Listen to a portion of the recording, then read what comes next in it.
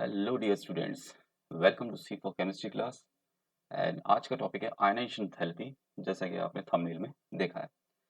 So this is the important topic for the 11th standard student, 12th standard student, JEE Main, IIT, जो भी आप preparation कर रहे हैं। This is the basic information for the any of the chemical reactions जो भी हम पढ़ते हैं, या कुछ भी हम केमिस्ट्री में डिटेल्स या कोई भी थ्योरीज पढ़ते हैं। So let's start the topic then कि आयनाइजेशन थेरेपी है क्या। अगर मैं आपसे कहूँ एक न्यूक्लियस बनाए, एक एटम बनाए, ठीक है, एक हाइपोथेटिकल एटम बनाए, लेट्स ड्रॉ दिस। सो ये एक न्यूक्लियस है जहाँ पर सेंटर में न्यूक्लियस है, एटम है, और इसका आउटर मोस्ट शेल में कोई इलेक्ट्रॉन है।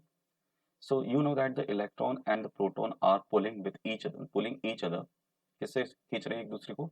ये जिस फोर्स से खींच रहे हैं उसको बोलते हैं कोलम्बिक फोर्स, ठीक है। और ये कोलम्बिक फोर्स इनके बीच में बैलेंस करता है, इलेक्ट्रोस्टैटिक फोर्स बैलेंस करता है इसके पूरे स्टेबिलिटी को, ठीक है। ये फोर्स हर समय एक्सर्ट होता है, और इस फोर्स का अगर हम मैग्नीट्यूड निकालें तो वो F इजिकल टू के दोनों charge Q1 Q2 upon are square के बराबर होता है। So this is the force act during the revolution of the electron.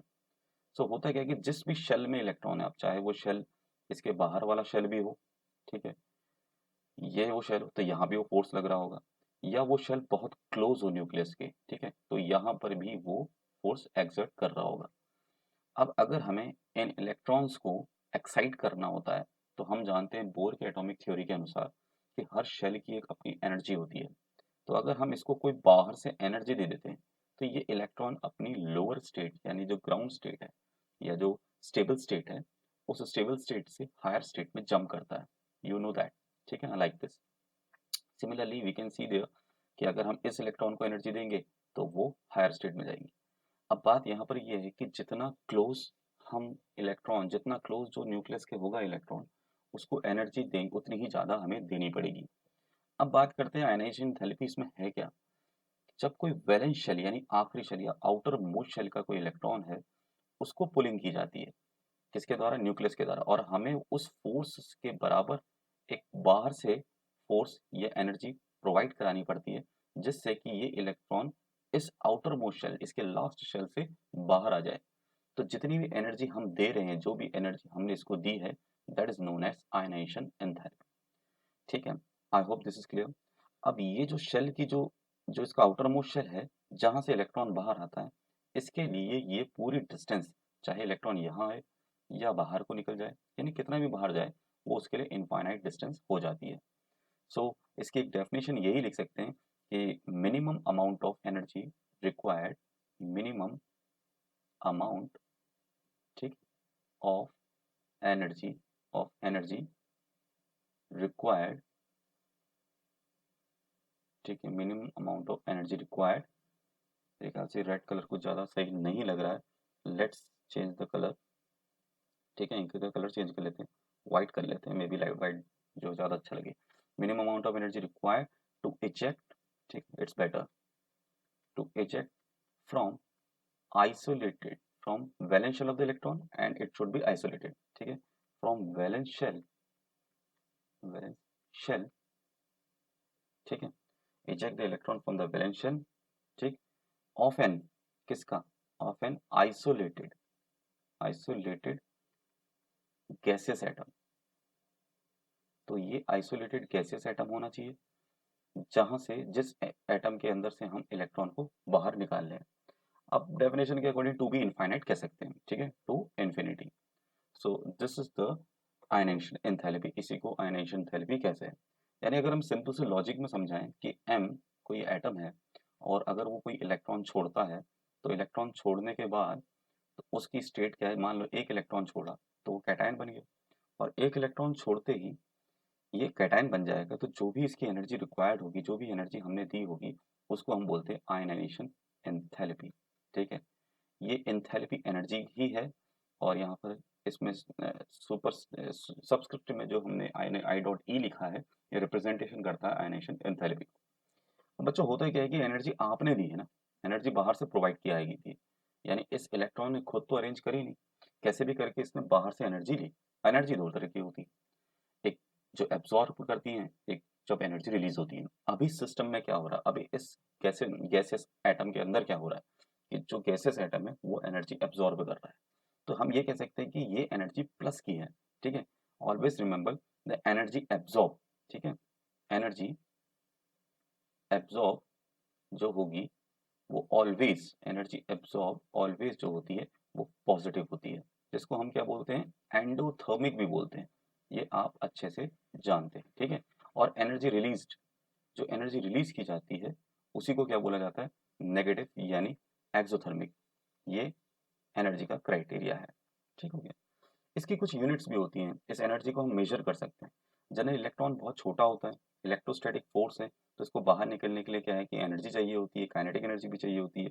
तो हम इसको मेजर करते हैं, इसकी जो यूनिट होती है, और वो यूनिट होती है इलेक्ट्रॉन वोल्ट में।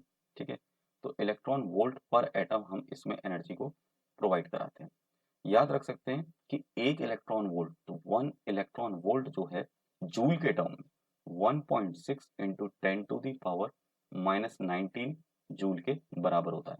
और यही पर ही अगर आप इसको किलो जूल में मेजर करना चाहते हैं, यानी किलो जूल पर मोल में मेजर करना चाहते हैं, ठीक है, लिख लेते हैं इफ किलो जूल पर मोल, तो ये एनर्जी जो होती है 96, ठीक है, किलो जूल पर मोल के बराबर होती है। यानी एक मोल को कितनी एनर्जी चाहिए, 96 किलो जूल की एनर्जी चाहिए, ताकि वो इलेक्ट्रॉन अपने वैलेंस शेल से बाहर आ जाए। ठीक हो गया। So this is all about the definition and the introduction of the ionization therapy. Let's see क्या क्या अदर फैक्टर्स हैं जिसमें आयनाइजेशन थेरेपी डिपेंड करती है। अब इसमें एक टॉपिक आता है, इसमें एक वर्ड आता है फैक्टर्स। ठीक है, so let's discuss the factors कि कौन कौन से फैक्टर्स हैं जिसमें आयनाइजेशन थेरेपी डिपेंड करती है। ठीक है, let's go to the slide 2, थोड़ा स्पेस ले लेते हैं। ठीक है, सो ऑल डियर स्टूडेंट्स, अब हम ये देखेंगे कि इसमें कौन कौन से फैक्टर्स हैं जिनमें आयनाइजेशन थेरेपी काम करती है। फैक्टर्स, ठीक है, सबसे पहले तो बच्चों एटॉमिक साइज। तो एटॉमिक साइज पे आयनाइजेशन एंथैल्पी डिपेंड करती है। अगर आप यहाँ पर, मैं एक पीरियोडिक टेबल दिखाता हूँ आपको। ठीक है, तो पीरियोडिक टेबल को अगर हम ध्यान से देखेंगे तो आपको कुछ ये समझ में आएगा। ठीक, कि यहाँ पर जो ट्रेंड है पीरियोडिक टेबल का, ये पीरियोडिक टेबल जो है down the group atomic size हमारा बढ़ता है, जो हम general trend, I am not talking about the exception right now. अभी एक्सेप्शन की भी बातें करेंगे, कौन कौन से फैक्टर जहाँ पर आयनाइजेशन थेरेपी एक रेगुलर ट्रेंड से होते हुए एक इरेगुलर ट्रेंड में चली जाती है। जैसे कि आयनाइजेशन थेरेपी हम जानते हैं डाउन द ग्रुप क्या होती है, बढ़ती है। अब क्यों बढ़ती है बच्चों, इसका रीजन क्या है कि डाउन द ग्रुप मतलब कि हाइड्रोजन, फिर लिथियम, फिर सोडियम, फिर पोटेशियम, शेल बढ़ता है, एटॉमिक रेडियस बढ़ती है ना। तो जैसे जैसे एटॉमिक रेडियस बढ़ती है वैसे वैसे सेंटर से आउटर मोस्ट इलेक्ट्रॉन की दूरी बढ़ जाती है। अब आप खुद सोचो कि एक सेंटर से बहुत दूर कोई इलेक्ट्रॉन को न्यूक्लियस एक इलेक्ट्रोस्टैटिक फोर्स से अट्रैक्ट कर रहा है। ठीक हो गया। अब अट्रैक्ट कर रहा है तो जो उसकी एनर्जी है वो बहुत कम यूज हो रही है क्योंकि इलेक्ट्रॉन बहुत दूर है। अब हम यही चीज को ट्रेंड में आयनेशन थेरेपी के टर्म में लगाते हैं। अगर वो इलेक्ट्रॉन उस न्यूक्लियस की रेंज में है और बहुत वीकली बाउंडेड है, तो क्या हमें उसमें थोड़ी सी एनर्जी अगर हम उसमें दे तो वो इलेक्ट्रॉन बाहर नहीं आ जाएगा। यही हमें ट्रेंड देखने को मिलता है डाउन द ग्रुप में। ठीक है, तो डिस्कस करते हैं कि कैसे डाउन द ग्रुप में होता है और अलोंग द पीरियड में। अलोंग द पीरियड मतलब हम लेफ्ट से राइट में जाएंगे। तो ध्यान रहे ये पीरियड 1 है, hydrogen to helium, then lithium to boron, then sodium to aluminium. तो यहाँ ये देखेंगे कि अलोंग द पीरियड में और एटॉमिक फैक्टर्स, ये एटॉमिक साइज में कैसे ये फैक्टर डिपेंड करता है। So let's go to the again to the same slide. ठीक है, तो जो हमारे पास एटॉमिक साइज का सबसे पहले एक छोटा सा फॉर्मूला है कि size increases if size increases, size of atom increases, increases, ठीक है, ionization therapy, ionization enthalpy decreases, ionization enthalpy उतनी डिक्रीज कर जाएगी। लॉजिकली देखा जाए कि अगर हमारे पास एक सीरीज ले लेते जो कि मैंने पीछे ली थी, हाइड्रोजन, लिथियम एंड पोटेशियम, तो हम जानते हैं कि हाइड्रोजन के पास केवल एक ही वैलेंस शेल होता है और वहीं पर ही अगर हम लिथियम के पास जाएं तो यहाँ 2 शेल होते हैं। ठीक है, 1 2। और अगर हम सोडियम का ट्रेंड देखें तो यहाँ पर हमारे पास इसके पास 3 वैलेंस शेल होते हैं। तो in the term of 1s1, यहाँ पर 1s1 है और यहाँ 1s2 2s1, ठीक है, और यहाँ देखें तो 1s1 1s2 sorry 2s2 2p6 और लास्ट में है 3s1। तो इजीली यू कैन अंडरस्टैंड कि आउटर मोस्ट शेल की दूरी जो है, डिस्टेंस जो है, वो सोडियम के केस में ये hydrogen and this is lithium and this is sodium. तो सोडियम के केस में डिस्टेंस कुछ ज़्यादा ही लंबी है। तो ये जो इलेक्ट्रॉन यहाँ पर होगा वो इससे क्या होगा, लूजली अटैच्ड होगा। जितना नज़दीक होगा इस न्यूक्लियर चार्ज के उतना स्ट्रांगली उसको क्या कर रहा होगा, होल्ड कर रहा होगा, उतनी ज़्यादा एनर्जी लगेगी। तो जितना दूर है इलेक्ट्रॉन सेंटर से उतनी ही कम एनर्जी लगेगी। तो इसीलिए atomic size of atomic atom increases, ionization therapy decreases. तो ये आप ये भी कह सकते हो कि यहाँ पर आयनाइजेशन थेरेपी जो है वो एक इनवर्सली प्रोपोर्शनल है साइज के, ठीक है, ये इनवर्सली।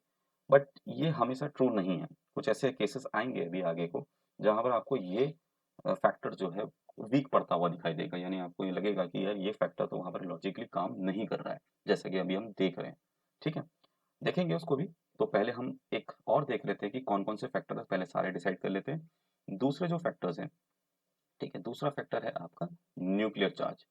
सो न्यूक्लियर चार्ज में, ठीक है, न्यूक्लियर चार्ज का मतलब ये है कि प्रोटॉनिक स्ट्रेंथ बोल सकते हैं, कि जितने नंबर ऑफ प्रोटॉन जितने ज़्यादा होंगे उसकी प्रोटॉन की स्ट्रेंथ उतनी ज़्यादा होगी, तो न्यूक्लियर का चार्ज अपने आप बढ़ जाएगा। एग्जाम्पल के टर्म में let's see the example of, like हम ले लेते हैं एग्जाम्पल, लेफ्ट से राइट में जाते हैं और हमारे पास जो लेफ्ट से राइट में जाने का ट्रेंड है वहाँ पर हम देख लेते हैं सपोज बोरॉन, ठीक है, उसके बाद हम ले लेते हैं एक एग्जाम्पल में carbon and this nitrogen and again this oxygen and the fluorine.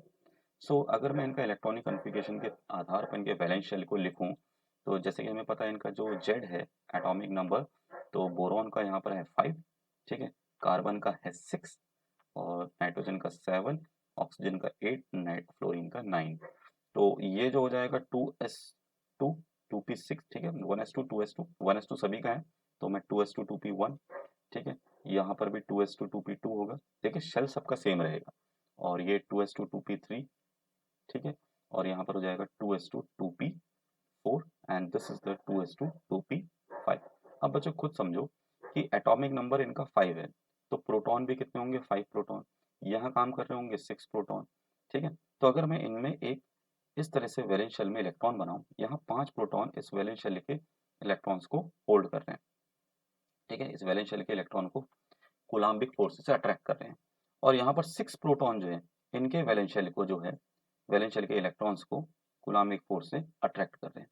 अब मुझे बताओ कि जो 5 प्रोटॉन है मैग्नीट्यूड में 6 प्रोटॉन से तो कम ही होगा, यानी 6 प्रोटॉन का जो न्यूक्लियर चार्ज है वो 5 प्रोटॉन से ज़्यादा होगा, और अगर वो ज़्यादा है तो इसका मतलब क्या है कि वो स्ट्रांगली अट्रैक्ट कर रहा होगा, ठीक है। सिमिलरली हम नाइट्रोजन के केस में कह सकते हैं कि वहाँ 7 प्रोटॉन जो हैं और ज़्यादा स्ट्रांगली इसमें और ज़्यादा स्ट्रांगली क्या कर रहे हैं, फोर्स लगा रहे हैं। ये फैक्टर कुछ कुछ पहले वाले फैक्टर से भी मिलता है। पहला वाला फैक्टर जैसा कि कहता है कि एटॉमिक साइज है ना, एटॉमिक साइज छोटा होगा तो आयनेशन थ्योरी बढ़ेगी। यहाँ पर atomic size along the period छोटा भी होता है, ये डिक्रीज करता है ग्रेजुअली, है ना, 1 बाय 1 1 बाय 1, यानी बोरॉन से कार्बन, कार्बन से नाइट्रोजन, नाइट्रोजन से ऑक्सीजन। तो अब एटॉमिक साइज डिक्रीज होने का रीजन भी न्यूक्लियर चार्ज है। न्यूक्लियर चार्ज बढ़ जाता है तो वो स्ट्रांगली होल्ड करता है और वैलेंस शेल का इलेक्ट्रॉन नजदीक आ जाता है। जब वैलेंस शेल का इलेक्ट्रॉन बहुत क्लोज आ जाता है तो उसको आयनाइज करने के लिए, यानी उसके शेल से इन्फिनिटी इन्फिनिटी इन्फिनिटी का मतलब भी समझ लीजिए बच्चों, इन्फिनिटी एटम के लिए बहुत छोटी चीज होती है, ठीक है ना, यानी वो इतना सा समझ लो, अगर 1 मिलीमीटर या सेंटीमीटर का भी आप छोटा कर दो तो उतना तो छोटा एटम होता है जो दिखता भी नहीं है, और उसको जस्ट बाहर निकालना है वो उसके लिए इनफाइनाइट हो गई एज पर द डेफिनेशन। तो इलेक्ट्रॉन को निकालने के लिए हायर अमाउंट की एनर्जी यहाँ पर क्या होती है, रिक्वायर्ड होती है। क्लियर हुआ बच्चों, क्लियर हुआ, ठीक है। तो ये ट्रेंड यहाँ पर चलते रहता है। दूसरा फैक्टर्स जो हम यहाँ पर डिस्कस करेंगे, तीसरा थर्ड, ठीक है, this is the first and this is the second, और जो थर्ड आएगा वो आएगा आपका इलेक्ट्रॉनिक कॉन्फ़िगरेशन, ठीक है, ये है आपका इलेक्ट्रॉनिक कॉन्फ़िगरेशन। देखो बच्चों इलेक्ट्रॉनिक कॉन्फ़िगरेशन बहुत इंपॉर्टेंट है, क्योंकि आयनाइजेशन थेरेपी का जो क्वेश्चंस है वो यहाँ से बहुत कंफ्यूजिंग होते हैं। अगर आपको ध्यान हो, आपने पिछले लेक्चर्स में अगर देखा होगा, तो हमने बात करी थी इलेक्ट्रॉनिक कॉन्फ़िगरेशन की स्टेबिलिटी पे। तो हम जानते हैं कि हाफ फील्ड अगर जिनके पास होती है, जो एलिमेंट जिनका electronic configuration half field state में आता है, हाफ फील्ड स्टेट में एग्जांपल ले लें, जैसे कि हमारे पास नाइट्रोजन, नाइट्रोजन में अगर देखें उसका जेड यानी एटॉमिक नंबर होता है 7, तो 1s2, 2s2 और ये 2p3, ठीक है। यानी इसका जो वैलेंस शेल है वहाँ पर इलेक्ट्रॉन कितने हैं, ये देखो 1 2 3, हाफ फिल्ड। और इसी में एक एग्जांपल ले लेते हैं हम, क्रोमियम का एग्जांपल ले लेते हैं, डी ब्लॉक का एलिमेंट जिसका एटॉमिक नंबर है 24। तो वहाँ भी हम जानते हैं उसका वैलेंस शेल इलेक्ट्रॉन होता है इलेक्ट्रॉनिक कन्फिग्रेशन 3d5 4s1, ठीक। तो आप देख रहे हो ये इसकी हाफ फिल्ड स्टेट है। हाफ फिल्ड स्टेट बच्चों स्टेबल इसलिए होती है क्योंकि वो टी जनरेटेड होती है, यानी ऑलमोस्ट सभी की एनर्जी उस इलेक्ट्रॉन की सभी ऑर्बिटल में लगभग सेम होती है और सिमेट्रिकल होती है, ठीक है। और ये अपने आप को स्टेबल एक्सचेंज ऑफ एनर्जी के थ्रू करते रहते हैं। तो हाफ फील्ड स्टेट जो है वो मैक्सिमाइज स्टेबिलिटी होती है। तो जिन एलिमेंट्स का electronic configuration half field state में आएगा वो सभी के सभी स्टेबल कहलाए जाएंगे। क्लियर है? जिन एलिमेंट्स का इलेक्ट्रॉनिक कन्फिग्रेशन हाफ फील्ड आएगा वो सभी स्टेबल होते हैं। तो क्या स्टेबल एलिमेंट्स के इलेक्ट्रॉनों को बाहर निकालना बहुत ईजी होगा? मेरे ख्याल से तो नहीं। तो इसीलिए इलेक्ट्रॉनिक कन्फिग्रेशन जिनका हाफ फील्ड होता है उनकी आयनाइजेशन एंथैल्पी भी क्या होती है, ज़्यादा होती है। फुल फील्ड तो ऑलरेडी मानते हैं, फुल फील्ड तो स्टेबल होते ही हैं। जैसे फुल फील्ड में अगर हम एग्जांपल ले लेते हैं हीलियम का या फिर नियॉन का, ठीक है ना। आप देखते हो उनके 2p10 होता है, 2p6 होता है, यानी उनके वैलेंस शेल में नियॉन का एटॉमिक नंबर 10 है ना, तो 1s2 2s2 2p6। अब 2p6 है तो इसका मतलब इसके वैलेंस शेल में सभी इलेक्ट्रॉन भरे हुए हैं, फुलफिल्ड है। इसको रिक्वायर्ड ही नहीं है इलेक्ट्रॉन को बाहर एक्साइट करने की, क्योंकि यहाँ पर स्टेट फुलफिल्ड है, स्टेबल स्टेट है। अब इलेक्ट्रॉन को बाहर निकालना बेहद मुश्किल हो जाता है। तो इस तरीके से हम यहाँ पर एटॉमिक साइज के फैक्टर को समझते हैं। यहाँ पर हम ये देखते हैं कि इलेक्ट्रॉनिक कन्फिग्रेशन में भी आयनाइजेशन एंथैल्पी जो है वो डिपेंड करती है, ना कि सिर्फ एटॉमिक साइज और न्यूक्लियर चार्ज में। तो आप समझ गए हैं कि आयनाइजेशन एंथैल्पी क्या होगी। यहाँ पर लिख देते हैं, आयनाइजेशन एंथैल्पी इज ग्रेटर या more for both half filled and full field. बहुत बढ़िया, ठीक है, क्लियर हो गया, ठीक हो गया। इसके बाद एक और आता है जहाँ पर हम इसको डिस्कस करते हैं, वो है पेनिट्रेशन इफेक्ट, ठीक है। तो मैं इसको यहाँ पर समझा देता हूँ इफ यू डोंट माइंड, ठीक है। तो ये हमारा जो है पेनिट्रेशन इफेक्ट, पेनिट्रेशन इफेक्ट ये होता है हमारे पास जो चार ऑर्बिटल्स हैं एस पी डी एफ। तो न्यूक्लियस में बच्चों इसको समझने के लिए मैं अभी आपको दिखाता हूँ। यहाँ पर एस ऑर्बिटल जो है ना न्यूक्लियस के बेहद नजदीक होता है। फिर बारी आती है पी की, फिर बारी आती है डी की। ये इसलिए क्योंकि इनका शेप ही कुछ ऐसा है। इसका शेप स्फेरिकल का है, इसका शेप जो है डम्बल शेप है, ये डबल डम्बल है। और ये तो क्या है, कॉम्प्लेक्स फोल्ड लाइक स्ट्रक्चर है। तो अगर आप इनके स्ट्रक्चर्स को देखोगे, इनके शेप को देखोगे, तो सबसे ज्यादा आप न्यूक्लियस के नजदीक किसको पाओगे, एस ऑर्बिटल को। तो एस ऑर्बिटल नजदीक हो गया तो इसका मतलब प्रोटॉन इलेक्ट्रॉन को बहुत स्ट्रांगली होल्ड कर रहे होंगे। और जब ऐसा होगा तो इसका मतलब आयनेशन एंथैल्पी ऑटोमेटिकली क्या होगी, ज्यादा होगी। Let's see this through this picture, ठीक है। यहाँ पर एक पिक्चर है, उससे डिस्कस करते हैं। तो क्या आप देख सकते हो बच्चों, यहाँ पर ये देखो, ये सेंटर में हमारे न्यूक्लियस है, ठीक है। और इस न्यूक्लियस के सबसे बाहर यहाँ पर देखो, यहाँ पर हमारे पास ऑर्बिटल लगभग डी तक है, ठीक है, डी ऑर्बिटल तक है। तो आप ये समझ लीजिए 3s 3p 3d, ठीक है। यहाँ पर लिख सकता हूँ अगर मैं इसको समझाने के लिए कि इसका 3s भी होगा, ठीक है।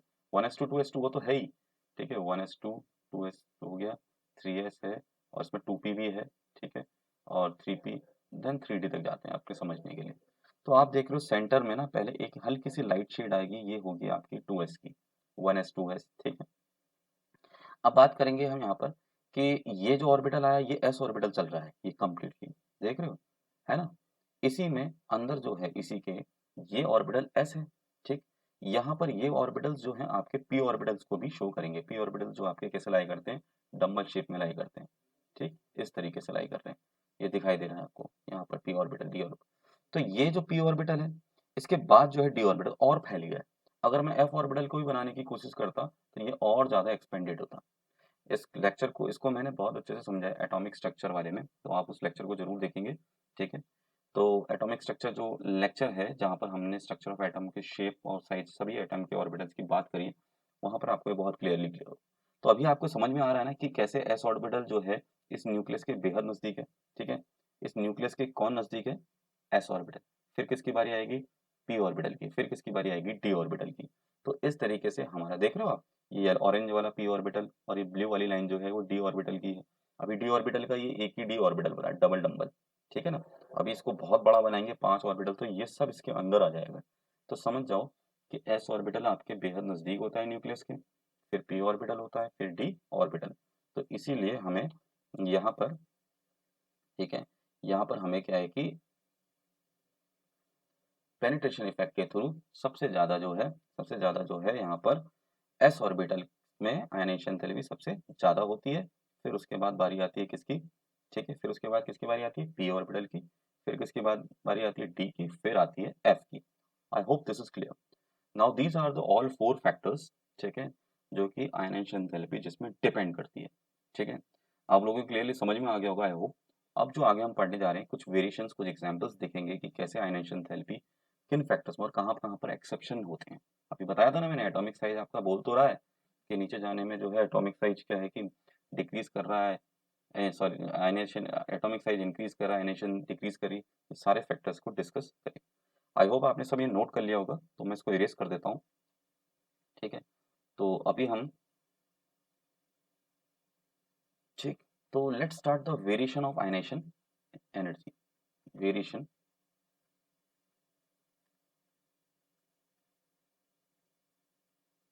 ऑफ आयनाइजेशन एनर्जी और एंथैल्पी, ठीक है। तो सबसे पहले तो हमें यहाँ पर समझना है बच्चों, ये हम जानते हैं ऑलरेडी, अलोंग द पीरियड में आयनाइजेशन बढ़ती है, अलोंग द पीरियड में, ठीक है, ये हम जानते हैं कि अलोंग द पीरियड, यानी जब हम लेफ्ट से राइट में जाएंगे तो न्यूक्लियर चार्ज बढ़ेगा, नंबर ऑफ प्रोटॉन्स बढ़ जाते हैं, पॉजिटिव फील्ड बढ़ जाता है, तो अलोंग द पीरियड में आयनाइजेशन एंथैल्पी भी बढ़ जाती है क्योंकि साइज छोटा होते जाता है, ठीक हो गया, ये तो हमें क्लियर है, ठीक हो गया। अब बच्चों इसमें कुछ कॉन्सेप्ट देखते हैं कि जैसे कि एग्जाम्पल के तौर पे आयनाइजेशन एंथैल्पी बढ़ती है, ये क्लियर है। यहाँ पर हमारे पास रेगुलर ट्रेंड आता है, जैसे कि एग्जाम्पल मैं लूँ कि लिथियम, बेरिलियम, ठीक है, मैं फिर से वही एग्जाम्पल ले रहा हूँ, क्यों ले रहा हूँ अभी आपके समझ में आ जाएगा। Boron, then carbon, then nitrogen, then oxygen and then fluorine. तो ये एक्सपेक्टेड एक वेरिएशन है आयनाइजेशन एनर्जी का। एक्सपेक्टेड मतलब कि यहाँ पर हमें यही उम्मीद की जाती है कि आयनाइजेशन थेरेपी ऐसे ही वेरी कर रही होगी, ठीक है। सबसे ज़्यादा किसकी होगी, फ्लोरीन की, क्योंकि एटॉमिक साइज छोटा है, न्यूक्लियर चार्ज सबसे ज़्यादा है, फिर ऑक्सीजन, फिर नाइट्रोजन, फिर कार्बन। लेकिन बच्चों इसका जो अगर एक्सेप्शन ही देखा जाए तो यहाँ पर थोड़ा सा चेंजेस आते हैं, और वो चेंजेस आते हैं आपके किसके केस में आते हैं, एक केस होता है आपका बेरिलियम का और दूसरा होता है नाइट्रोजन का। देखो बाकी में तो कोई प्रॉब्लम नहीं है, लेकिन इन दोनों का अगर हम इलेक्ट्रॉनिक कन्फिगरेशन देखें, इसका एटॉमिक नंबर हो गया 3 एंड यहाँ पर एटॉमिक नंबर है 4, तो अगर मैं इनका इलेक्ट्रॉनिक कन्फिगरेशन लिखो 1:2:2, ठीक हो गया। ये तो है 2s1, ठीक है, यहाँ तो 2s2 2p1, तो ये आपका फुलफिल्ड स्टेट आ जाता है, ये 2s2 2p1, ठीक। आपको पता है कि ये 2s2 2p2, ठीक है। अगर आप इसका देखें तो ये हो जाता है आपका 2s2 2p3, ये मैंने वैलेंशियल लिखे हैं, ठीक है, यहाँ पर पूरा लिख दिया, जो 2 वाली सीरीज है इनके वैलेंशियल की है, तो ये भी आपके 2s2 2p4, कुछ अंतर नजर आया, ये 2s2 2p3 है और ये 2s2 है, यानी ये फुलफिल्ड है और ये हाफ फिल्ड है। तो फुलफिल्ड और हाफ फिल्ड होने के कारण, फुलफिल्ड और हाफ फिल्ड होने के कारण इनका इलेक्ट्रॉनिक कन्फिगरेशन ऐसा है, हाफ फिल्ड और फुल फिल्ड, कि जिससे इनकी आयनेशन थेरेपी ज़्यादा हो जाएगी। और आयनेशन थेरेपी क्या हो जाएगी ट्रेंड के अनुसार, ये ट्रेंड के अनुसार आगे आ जाती है ऑक्सीजन से और ये आ जाती है बोरॉन से आगे। तो अगर हम इसमें आयनेशन थेरेपी को दिखाना चाहें तो ट्रेंड में कोई चेंजेस नहीं है, बस थोड़ा सा चेंज आएगा, बहुत माइन्यूट चेंज आता है, बहुत कम किलो जूल का एनर्जी का अंतर है। तो वो है बोरॉन के बाद है बेरिलियम, फिर कार्बन, फिर ऑक्सीजन, फिर नाइट्रोजन आ जाता है। तो आपसे कई बार क्वेश्चन भी पूछा जाता है कि which is having a greater ionisation therapy, तो एक जनरल कॉन्सेप्ट से तो आप यही कहोगे कि भाई न्यूक्लियर चार्ज बढ़ गया, आयनेशन थेरेपी बढ़ गई। लेकिन अगर आप इसके फैक्टर्स को ध्यान से समझते हो कि कैसे उसमें कन्फिगरेशन भी काम कर रहा है, तो उस हिसाब से आयनेशन थेरेपी का ये आपका एक्चुअल ट्रेंड कहलाएगा। So I hope this is clear कि आयनेशन थेरेपी जो है कैसे अलॉन्ग द पीरियड में कहाँ पर वेरी करती है। यही चीज़ आप आगे देख सकते हो इसके बाद वाले पीरियड में, जो कि लिथियम से जस्ट नीचे वेरी करता है, सोडियम, मैग्नीशियम, देन एल्यूमिनियम, ठीक है, देन सिलिकॉन, देन सल्फर, ठीक है। सिलिकॉन के बाद यही आपका जो है मैग्नीशियम के बाद यहाँ तक आ गया। सिलिकॉन के बाद आ जाती है आपकी फॉस्फोरस, फिर सल्फर, और ये आ जाती है क्लोरीन, ठीक है। ये आपका 13 ग्रुप यहाँ से शुरू हो गया, 14 ग्रुप, 15 ग्रुप, ठीक है, ये 16 और ये 17। तो इलेक्ट्रॉनिक कन्फिगरेशन ऑलमोस्ट सेम ही है नाइट्रोजन फैमिली की तरह, फॉस्फोरस का भी। यहाँ पर फॉस्फोरस के केस में 3s2 3p3 हो जाता है, और यहाँ पर मैग्नीशियम जो है आपका 3s2 आ जाता है। तो ये एल्यूमिनियम से आगे आ जाएगा, ठीक है, क्योंकि एल्यूमिनियम का अगर इलेक्ट्रॉनिक कन्फिगरेशन देखें तो वो जस्ट 2s2 3s2 3p1 है।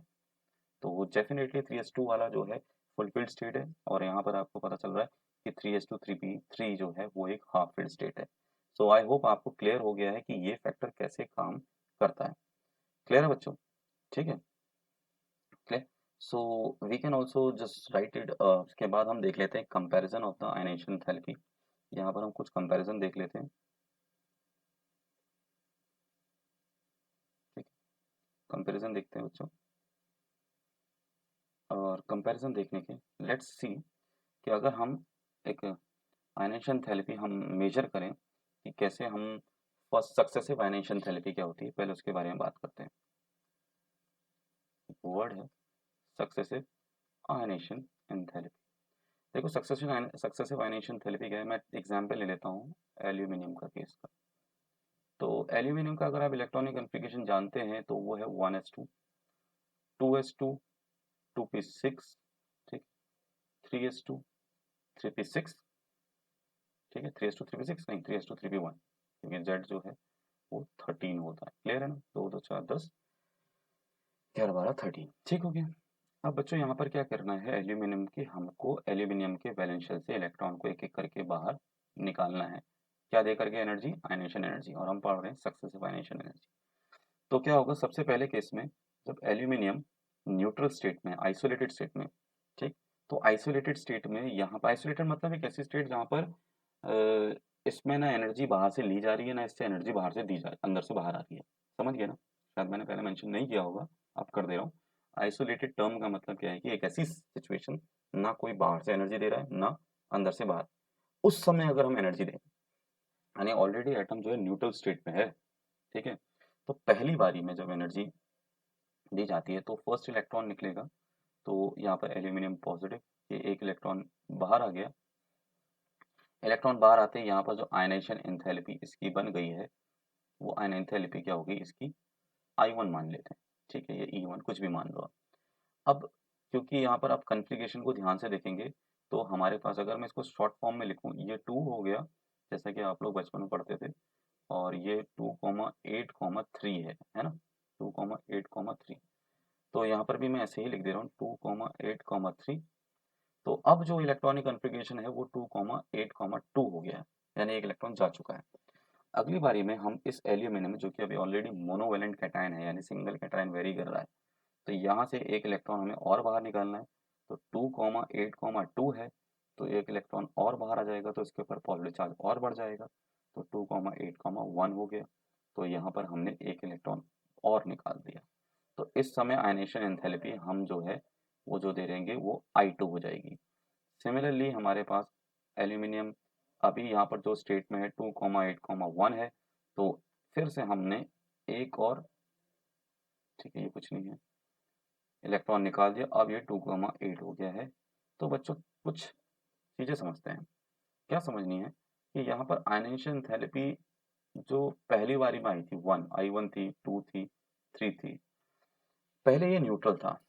अब देखो यहाँ पर 13 प्रोटॉन हर समय है, 13 प्रोटॉन तो ऑलवेज रहेंगे ना, वो तो कम नहीं हो सकते।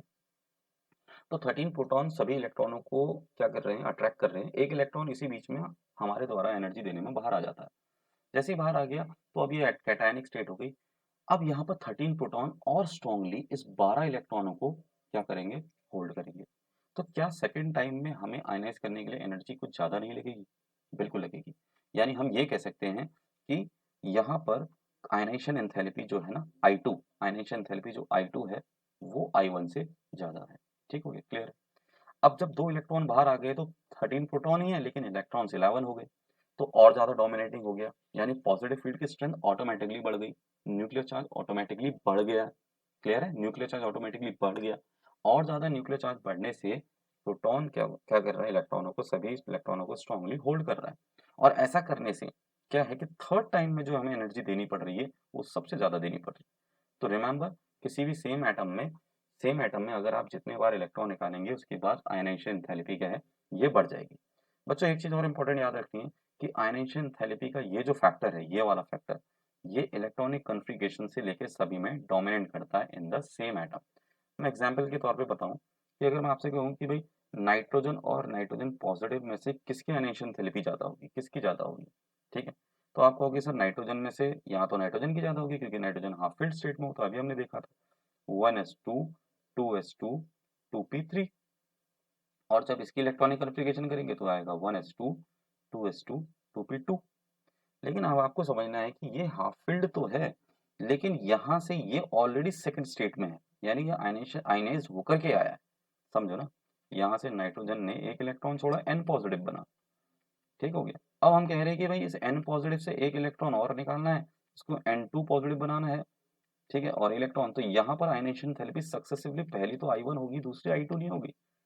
तो I2 तो I1 से क्या है, बड़ी है, ये तो आप समझ चुके हैं अभी ये कहानी में। प्रोटॉनिक चार्ज ऑलरेडी बढ़ जाएगा, है ना? तो यहाँ पर ये कॉन्सेप्ट बिल्कुल काम नहीं करेगा कि हाफ फिल्ड स्टेट थी। हाँ, उसके खुद के लिए कि इंडिविजुअल तौर पे देखा जाए अदर एलिमेंट के, दूसरे एलिमेंट के रिस्पेक्ट में आयनाइजेशन थेरेपी ज़्यादा, लेकिन खुद के रिस्पेक्ट में देखा जाए तो दूसरे वाली आयनाइजेशन थेरेपी तो और ज़्यादा हाई हो जाएगी, क्योंकि अब तो इलेक्ट्रॉन जो है जा चुका है, प्रोटॉन ऑटोमेटिकली ज़्यादा हो चुके हैं। तो बच्चों यहाँ पर ये चीज़ें कॉन्सेप्ट आपको समझना है कि आयनाइजेशन थेरेपी कब जो है ज़्यादा होगी, कब कम होगी, ठीक है? हम इसको और समझते हैं। कैसे समझते हैं, एक और क्वेश्चन एग्जाम्पल देख लेते हैं। जैसे कि हमारे पास एग्जाम्पल है क्रोमियम और मैग्नीशियम का भी एग्जाम्पल है, इसको भी देख लेते हैं। क्रोमियम एंड मैग्नीशियम काफ़ी फेमस एग्जाम्पल्स हैं। तो अगर आप क्रोमियम के इलेक्ट्रॉनिक कन्फिग्रेशन को करेंगे तो ये हो जाएगा 3d5 4s1, ठीक है। और यहाँ पर जो होगा इलेक्ट्रॉनिक कन्फिग्रेशन 3d5 4s2, ठीक है। अच्छा, इसका आउटर मोस्ट शेल क्या है, प्लीज रिमेंबर, इसका वैलेंस शेल, यानी पहले इलेक्ट्रॉन इसमें किस में भरते हैं, एस में भरते हैं, फिर यहाँ 3d5 में। चलिए इलेक्ट्रॉन को निकालते हैं, हमारे पास 4s तो है ही, ठीक।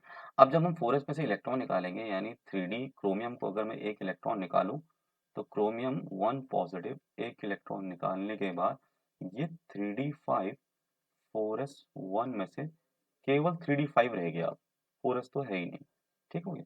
और वहीं पर ही अगर मैं मैग्नीशियम का निकालूं तो ये 3d5 4s2 है, और एक इलेक्ट्रॉन निकालने के बाद कैटायन बन जाएगा, और ये बन जाता है 3d5 4s1, ठीक है। तो ये इनकी पहली आयनाइजेशन थेरेपी थी, फर्स्ट हो गई। यहाँ पर आयनाइजेशन थेरेपी दोनों की अलग अलग एलिमेंट है ना, अभी तक तो मैं सेम एलिमेंट में बात कर रहा था, अब अलग अलग एलिमेंट दोनों की वन हो गई। तो अच्छा, इन दोनों में देखा जाए तो आयनाइजेशन थेरेपी किसकी ज़्यादा होगी? तो देखो यहाँ पर आयनाइजेशन थेरेपी का फैक्टर कैसे काम करता है। यहाँ पर आयनाइजेशन थेरेपी का फैक्टर इस बेस में काम करेगा क्योंकि देखो दोनों के पास कॉन्फ़िगरेशन ऑलमोस्ट सेम है, लेकिन आप जानते हैं कि मैंगनीज और क्रोमियम में इनका एटॉमिक नंबर अगर इसका 24 है तो इसका 25 है, ठीक है। इलेक्ट्रॉनिक कॉन्फ़िगरेशन सेम है तो हम किस में चले जाएंगे, न्यूक्लियर चार्ज में चले जाएंगे। So just because of the nuclear charge, ठीक है, due to high nuclear charge, high nuclear charge, ठीक है, यहाँ पर न्यूक्लियर चार्ज आयनाइजेशन थेरेपी जो है फर्स्ट फर्स्ट वाली मैंगनीज की किससे है, ज्यादा है, किससे, क्रोमियम से। क्लियर हो गया, ये क्लियर हुआ, ठीक है। अगर मैं एक इलेक्ट्रॉन और निकालने के लिए कहता हूँ कि चलिए एक इलेक्ट्रॉन और निकालते हैं, आयनाइजेशन थेरेपी सेकंड निकालते हैं, चेक करता है आयनाइजेशन थेरेपी सेकंड, तो क्रोमियम 2 पॉजिटिव बन जाएगा, तो अब इसका इलेक्ट्रॉनिक कन्फिग्रेशन क्या हो जाएगा, 3d4, ठीक है। और अगर मैं इसकी आयनाइजेशन थेरेपी निकालूं तो ये हो जाएगा आपका Mn2 पॉजिटिव, और ये हो गया 3d5 4s0। अब बच्चों समझो, यहाँ पर स्टेट दोनों की 3d5 है, यहाँ 3d5 से इलेक्ट्रॉन निकलना है और यहाँ पर निकलना है 4s से। 3d5 एक हाफ फिल्ड स्टेट है, कैसी स्टेट है, हाफ फिल्ड। और 4s2 क्या है, ये तो हाफ फिल्ड है, ये तो ऑलरेडी क्या है, हाफ फील्ड वगैरह तो कुछ है नहीं, ये तो जनरल स्टेट है, जनरल स्टेट है। तो हाफ फील्ड स्टेट तो ज्यादा स्टेबल हुई ना, जबकि इलेक्ट्रॉनिक न्यूक्लियर चार्ज ज्यादा है यहाँ पर ये। अब सेकंड आयनाइजेशन थेरेपी जो है बच्चों, ये इंटरेस्टिंग है। सेकंड आयनाइजेशन थेरेपी जो है क्रोमियम की, वो क्या हो गई है, ज्यादा हो गई है, ठीक है, किससे, second ionization therapy of manganese से, ठीक है बच्चों, तो आयनाइजेशन थेरेपी का ये फैक्टर है, कुछ काम यहाँ पर ये काम करता है जहाँ पर वेरिएशन आते हैं, चेंजेस देखते हैं हम। और अगर हम देखें कि आयनाइजेशन थेरेपी ग्रुप वाइज कैसे काम करती है, चलिए उसको भी देख लेते हैं। ठीक, let's see the ionization therapy group wise कैसे काम कर रही है। तो एक स्पेशल केस आता है बच्चों कि अगर आप देखेंगे बोरॉन, एल्यूमिनियम, ठीक है, गैलियम, और ये है फिर इंडियम, और ये थेलियम है। ठीक है, तो यहाँ पर बोरॉन, एल्यूमिनियम, गैलियम, तो एटॉमिक साइज तो नीचे बढ़ रहा है, ये एटॉमिक साइज का ट्रेंड है। तो atomic size down the group बढ़ रहा है, ठीक है, इंक्रीजिंग।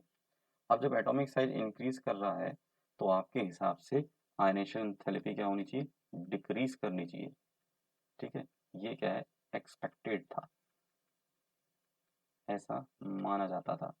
लेकिन क्या है कि यहाँ पर इस एल्यूमिनियम और गैलियम में गैलियम के आयनेशन थेरेपी ज़्यादा होती है और एल्यूमिनियम की आयनेशन थेरेपी क्या है, कम होती है।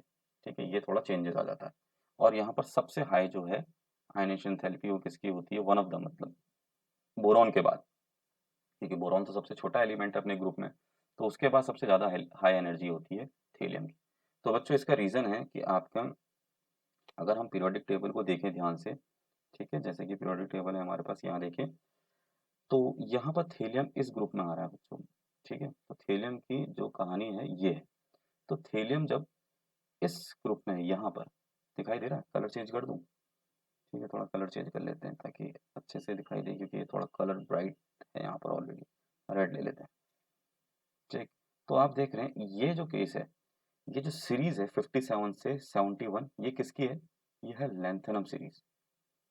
ये सीरीज है लेंथेनम, और ये सीरीज होती है एक्टिनम, ये आपको ठीक पता है। तो जब यहाँ हम जानते हैं कि लेंथेनम सीरीज चलती है एफ ब्लॉक में, तो यहाँ लेंथेनाइट कॉन्ट्रैक्शन होता है। लेंथेनाइट कॉन्ट्रैक्शन वही फिनोमेना है जो कि बोरॉन से लेके फ्लोरीन में वर्क करता था। जैसा हम मानते थे कि न्यूक्लियर चार्ज बढ़ेगा और एटॉमिक शेल क्लोज हो जाएगा और छोटा हो जाएगा, कॉन्ट्रैक्ट हो जाएगा। क्योंकि यहाँ इलेक्ट्रॉन की फिलिंग जो है इस ग्रुप में, एफ ब्लॉक में, कहाँ होती है इलेक्ट्रॉन की फिलिंग, एफ ऑर्बिटल में। तो एफ ऑर्बिटल में जब इलेक्ट्रॉन की फिलिंग कंटिन्यूसली होती रहती है तो साइज तो बहुत बड़ा है, तो वहाँ पर कोई भी इंटर इलेक्ट्रॉनिक रिपल्शन नहीं होता है। न्यूक्लियर चार्ज कंटिन्यूसली ग्रेजुअली बढ़ता जाता है, यानी 57 से 58 का न्यूक्लियर चार्ज ज़्यादा हो जाएगा, 58 से 59 तो और ज़्यादा इलेक्ट्रॉनिक क्लाउड छोटा होता जाता है। क्लियर? ये फिनोमेना एक्चुअल में इस ल्यूटिडियम के बाद यहाँ हैफनियम के बाद भी कंटिन्यू करता है। हैफनियम, टंगस्टन, ठीक है, ऑस्मियम, इरिडियम, प्लेटिनम। तो ये जो इफेक्ट है ना, ये इफेक्ट कुछ कुछ यहाँ भी देखा जाता है कि लैंथेनॉइड कॉन्ट्रैक्शन का असर जो है इस थेलियम में भी पड़ता है। तो यहाँ पर भी तो वही बात आ गई, जब न्यूक्लियर चार्ज हैवी होता जा रहा है due to the increase in the atomic number along the period, ठीक है, ठीक, तो वैसे ही थेलियम में भी देखा जाता है लैंथेनॉइड कॉन्ट्रैक्शन का केस, जिससे कि इसके वैलेंस शेल से इलेक्ट्रॉन निकालना थोड़ा मुश्किल हो जाता है। ठीक है, सेम केस यहाँ पर गैलियम का भी आता है। गैलियम के केस में भी यहाँ पर भी एटॉमिक साइज क्या होता है इसी तरीके से, मतलब इसमें भी लेंथ, इसमें कोई फिनोमेना आता है ट्रांजिशन के कारण। ठीक, अच्छा, इसमें एक फैक्टर और काम करता है, वो है एल्यूमिनियम और गैलियम के बीच में स्क्रीनिंग इफेक्ट। यहाँ पर एल्यूमिनियम के केस में स्क्रीनिंग इफेक्ट जो होती है बहुत वीक हो जाती है, गैलियम के केस में स्क्रीनिंग इफेक्ट क्या है, बहुत हाई हो जाती है। अब बच्चों अगर जिनको पता करना है स्क्रीनिंग इफेक्ट क्या है, मैं उसको थोड़ा सा डिटेल में बता देता हूँ। ठीक है, let's check out the screening effect, जिससे आपको एक क्लियर हो जाएगा। ठीक है, तो जैसे कि हम देखते हैं, इसका कलर चेंज कर लेते हैं। ठीक, तो स्क्रीनिंग इफेक्ट होता है बच्चों, ठीक है, यहाँ याद रखना इसका इलेक्ट्रॉनिक कॉन्फ़िगरेशन मैं ले लेता हूँ। जैसे कि एल्यूमिनियम का क्या है, ये एल्यूमिनियम का है 1s2, ये है 2s2, 2p6, ठीक हो गया, और ये है 3s1, ठीक है, 13 प्रोटॉन यहाँ काम कर रहे हैं।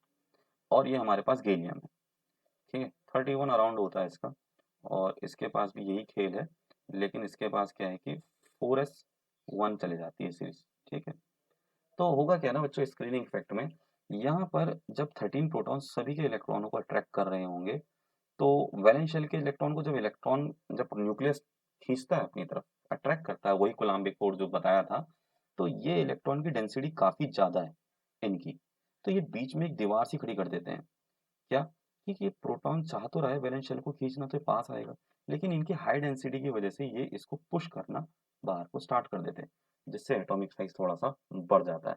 आयनेशन थेरेपी क्या हो जाएगी, डिक्रीज हो जाएगी। ये केस यहाँ पर वैलिड नहीं होता है, ठीक है, ये एक्सेप्शन केस है कि 13 प्रोटॉन जब यहाँ काम करते हैं तो स्क्रीनिंग इफेक्ट बिल्कुल ही काम नहीं करता है, क्योंकि जो इनर ऑर्बिटल है यानी जो 3 वाला ऑर्बिटल है, 3s 3p 3d, इनका साइज काफी बड़ा है और इलेक्ट्रॉन की डेंसिटी हाई नहीं है, फैली हुई इलेक्ट्रॉन दूर दूर, तो इलेक्ट्रॉन की डेंसिटी हाई ना होने की वजह से यहाँ पर स्क्रीनिंग इफेक्ट भी नहीं होता है, जिसकी वजह से ये कंटिन्यूसली थोड़ा नजदीक आ जाता है, यानी एटॉमिक रेडियस इसकी थोड़ी सी घट जाती है, बहुत कम पिकोमीटर में होता है बात, ये फैसला अराउंड 131 पीएम और 135 पीएम के बीच में अंतर है दोनों का, ठीक है, अगर इसका 135 है तो इसका 131 पीएम हो जाता है पिकोमीटर, तो इतनी छोटी सी बात नहीं क्या है कि इनका आयनेशन थेरेपी वेरी कर जाती है। So this is the variation of the ionisation therapy, ठीक है, यही केस हम डी ब्लॉक के एलिमेंट्स के लिए भी समझ सकते हैं बच्चों। डी ब्लॉक के एलिमेंट्स को अगर आपको याद होगा तो हमने डी ब्लॉक के एलिमेंट्स में क्या पढ़ा था कि एटॉमिक साइज जो है स्कैंडियम, ठीक है, स्कैंडियम फिर टाइटेनियम फिर वैनेडियम फिर क्रोमियम फिर मैंगनीज फिर Fe फिर कोबाल्ट फिर निकल और ये जिंक, ठीक है, याद करने का तरीका याद सब याद है, साइंस टीचर वेरी क्रूल, मागे फेयर कॉपी निकला कॉपर जिंक, ऐसे याद करने के तरीके। तो आपको पता है कि यहाँ तक तो एटॉमिक साइज क्या होता है, एटॉमिक साइज डिक्रीज करता है ना, छोटा होते जाता है, और यहाँ तक क्या करता है फिर कांस्टेंट रहता है, अब कांस्टेंट रहेगा, ठीक हो गया, और यहाँ से क्या होगा अचानक बढ़ने लग जाता है इंक्रीज। तो अगर आपको, आपने मेरा पिछला लेक्चर जरूर देखा है एटॉमिक रेडियस कैसे कितने प्रकार के होते हैं, मैंने बहुत डिस्कस किया था, याद होगा आपको, है ना, covalent radius, van der Waals radius, metallic radius, ionic radius, तो हमने सारे एटॉमिक रेडियस देखे थे। तो एटॉमिक रेडियस क्या है, डिक्रीज हो रहा है, तो इसका मतलब आयनेशन थेरेपी पहले तो क्या हो रही होगी, छोटी बढ़ रही होगी, सॉरी, है ना, आयनेशन थेरेपी इंक्रीज कर रही होगी, ठीक, और अचानक फिर यहाँ कांस्टेंट हो जाएगा रेडियस, तो आयनेशन एनर्जी भी तो कांस्टेंट हो जाएगी ऑलमोस्ट, ऑलमोस्ट, ठीक, कांस्टेंट। और अब क्या होगा, निकल से जिंक में जब एटॉमिक साइज ही बढ़ जा रहा है तो आयनेशन थेरेपी भी कम हो जाएगी, डिक्रीज करेगी, तो आयनेशन थेरेपी इस तरीके से एटॉमिक साइज के पे डिपेंड करती है। सो आई होप आज का लेक्चर आपको क्लियर होगा कि आयनेशन थेरेपी कैसे पढ़ते हैं, क्या क्या फैक्टर्स होते हैं, कौन कौन से एक्सेप्शन केसेस हैं। अब आपको अगर ये क्लियर है तो आपको आयनेशन थेरेपी में आगे के टॉपिकों में बिल्कुल प्रॉब्लम नहीं होगी। So thank you very much, ठीक है, keep doing the studies, stay safe, bye.